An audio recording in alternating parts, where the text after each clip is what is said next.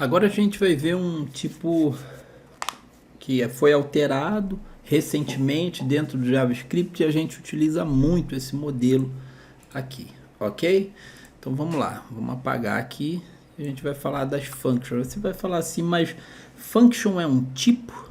Basicamente, a gente pode dizer que a function é um tipo dentro do JavaScript também. A function é uma function, mas a function também é um tipo. Mas isso é confuso? Não, nem tanto, tá?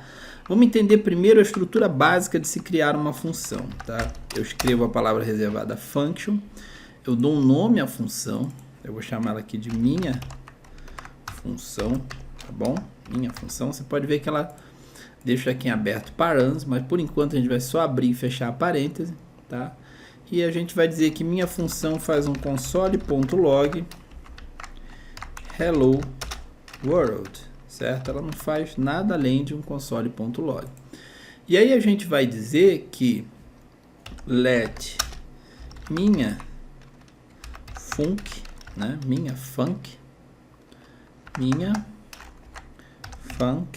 é igual a function, ok? Então, minha func é igual a function. Então, a gente vai fazer a mesma coisa aqui, ó, console.log, ok? Em minha func, ok? Então, a gente vai, mas também no type off, para que a gente possa entender esse processo, como ele acontece certinho.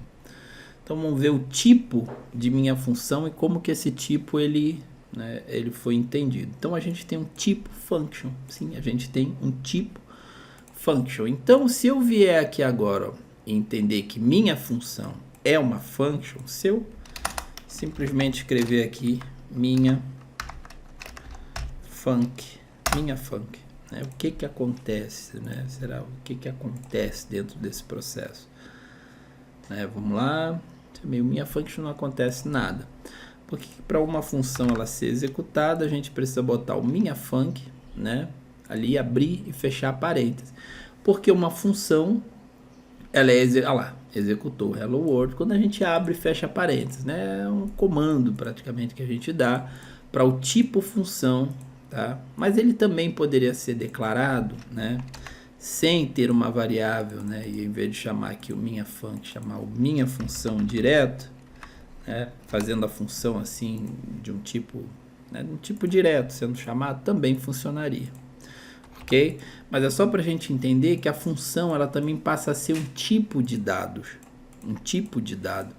Então é muito comum você ver por aí, né, alguns desenvolvedores fazendo const, né, porque a função acaba sendo uma constante. Vou botar aqui mf de minha função igual a function aqui, e a gente chama aqui o mf e manda rodar, certo? Então o mf passa a ser essa função aqui e a gente manda rodar ele simplesmente dessa maneira aqui, tá? Essa é a maneira usual de se declarar uma function. Tá? Também poderia fazer da seguinte maneira, a function, minha função aqui, e a gente diz que const mf, né, daquele jeitinho que a gente faz, é igual a minha função, tá certo? Isso aqui também tá certo. Então, const mf é igual a minha função, mando rodar o mf aqui, isso aqui também tá certo. A gente vai rodar aqui, certo? E o que a gente fez ali, hello world, certo? Então, funcionando. A função ela foi declarada, né? Isso aqui é um dado gerado isoladamente.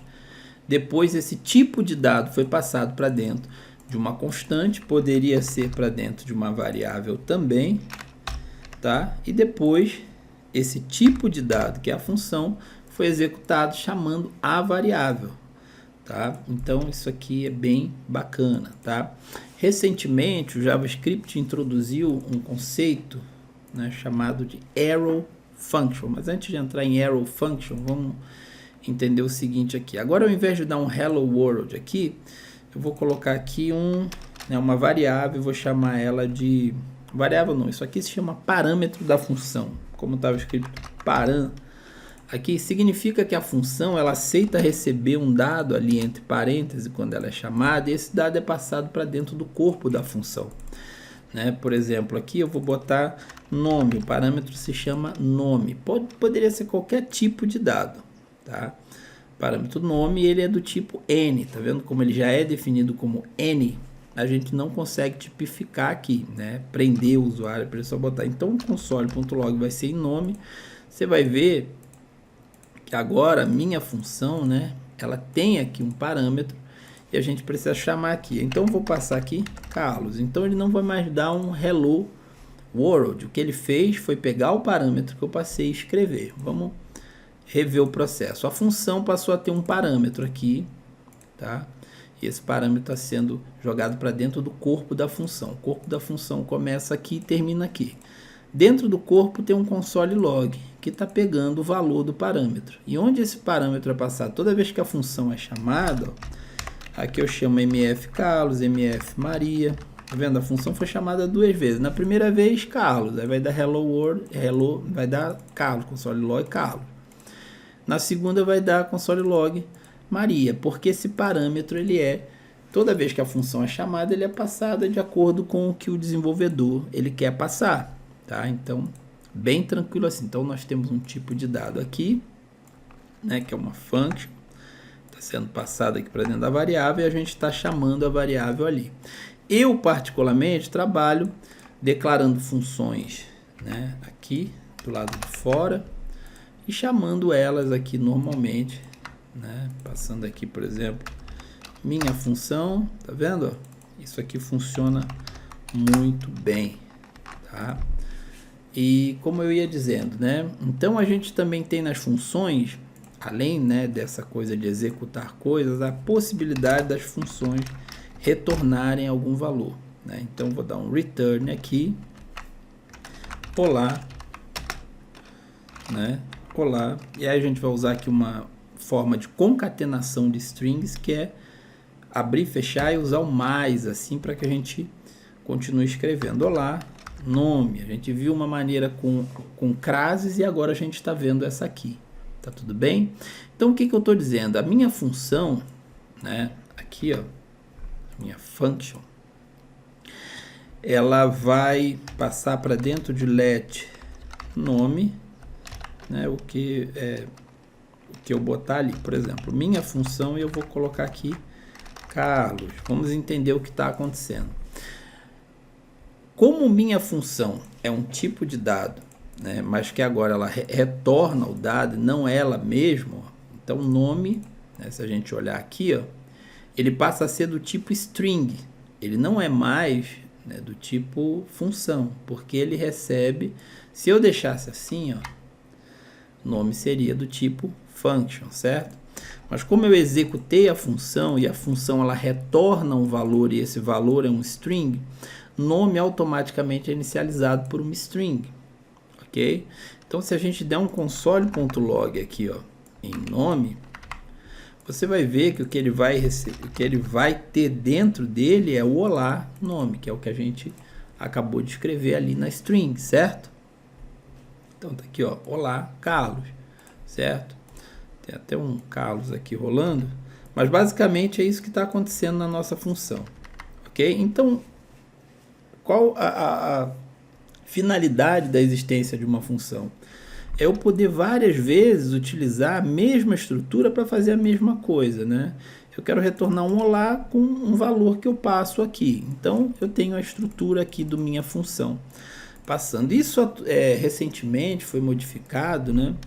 Porque foram criados as arrow functions, ok? Então, a gente consegue, por exemplo, ter aqui, ó, ao invés de escrever minha função dessa maneira, a gente poderia... deixa eu só tirar aqui, ó. A estrutura básica de uma arrow function é substituir essa palavra reservada function pela estrutura de abro e fecho parêntese, né? Sinal de igual, sinal de maior. Ok, a gente já tem uma estrutura aí de uma arrow function pronta. Basicamente isso aqui substitui isso aqui, mas só para a gente entender. Voltando ao conceito aqui da escrita da função, ok, a gente tem aqui minha função, né? Minha função vai ser igual, abre e fecha parênteses, sinal de igual, maior. Eu estou dizendo que ela vai receber aqui um parâmetro chamado nome, e ela vai retornar olá, né, mais olá, espaço, mais nome. Então, aquela estrutura que a gente havia feito, né, deixa eu até copiar aqui, para ver se a gente volta para poder fazer o comparativo, né? Aquela estrutura que a gente tinha feito de minha função aqui, ela passa a ter essa estrutura aqui. Então, minha função, você pode ver que é uma variável, né? Let minha função. Uma variável, let minha, até deu confusão aqui, né? A gente vai comentar aqui essa segunda, né? Ela é escrita de uma maneira de arrow function, ela fica dessa maneira aqui. O que você acha, né? O que é melhor?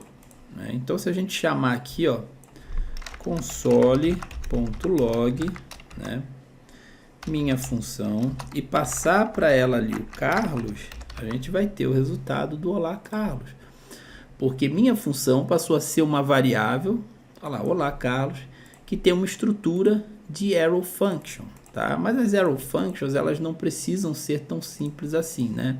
Normalmente a gente usa assim uma linha só quando a gente já retorna um valor direto, né? Quando não é assim, a gente abre e fecha parênteses, né? Então faz um processo aqui de abrir e fechar a chave, fechando parênteses aqui, tá? E aí a estrutura fica um pouco mais parecida com isso aqui, que a gente teria aqui um return, né? A palavra return, ela volta a aparecer, mas aqui, ó, tem a mesma estrutura. Isso aqui é para quando a gente vai escrever muitas linhas dentro da função, tá?